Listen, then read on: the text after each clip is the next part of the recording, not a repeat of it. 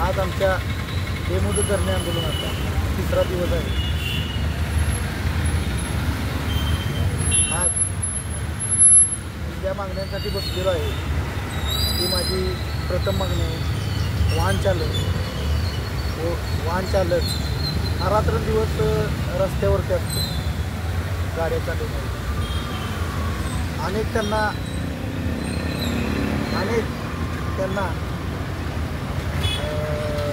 प्रसंगांना वाहन चालकांना सामोरे जावे लागते। गेले कित्येक दिवस मी या गोष्टीचा पाठपुरावा करत आहे। हे वाहन चालकांचे मंडळ शासनाने तयार करावे आणि वाहन चालकांना न्याय द्यावा। काय जास्त मागण्या नाहीत वाहन चालकांच्या।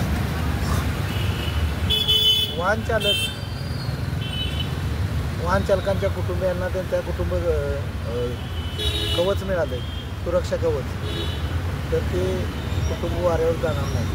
आज वाहन चालकचा एखादा अपघात झाला तर त्याच्यावरती गुन्हे दाखल होतात।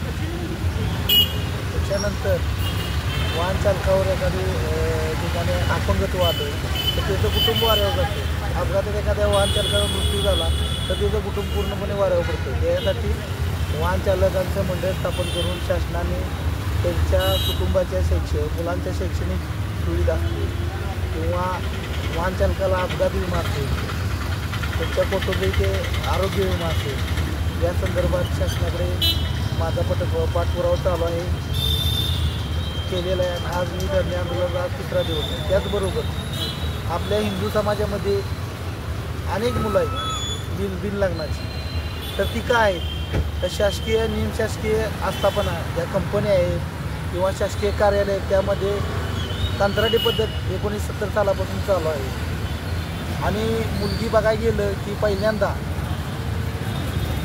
मुलीचे आई वडील विचारतात तुमचा मुलगा कोणत्या कंपनीत सर्व्हिसला आहे किंवा शासकीय सर्वंट आहे का। जर शासकीय सर्वंट किंवा परमनंट मुलगा नसेल तर तिथंच विषय खंडित केला जातो। त्याच्यामुळं प्रत्येक गावागावामध्ये शेकडो मुलं आहेत, 25 ते 40 वयाचे शेकडो मुलं आहेत की त्यांची लग्न झालेली नाही।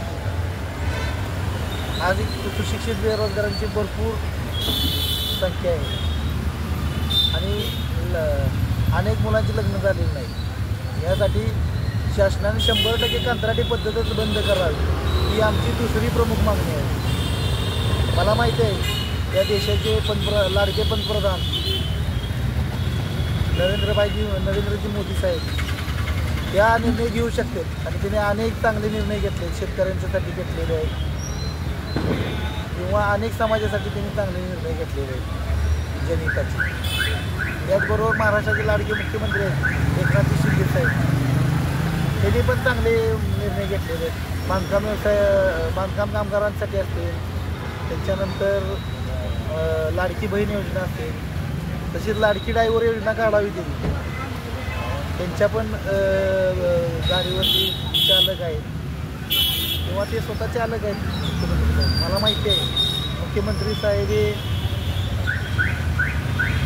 सगळ्यांच्या भल्यासाठी काम करत आहेत आणि आपण ते हे दोन्ही पण निर्णय ते घेतले आणि त्यांनी घ्यावे ही आमची मागणी आहे। आज मी तहसीलदार असतील कराडचे, उपप्रादेशिक परिवहन अधिकारी असतील किंवा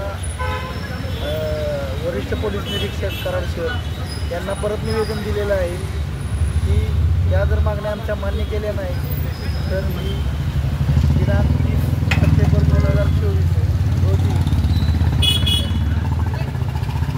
बेमुदत आमरण उपोषणास बसणार आहे। याची शासनाने नोंद घ्यावी। जय हिंद, जय महाराष्ट्र।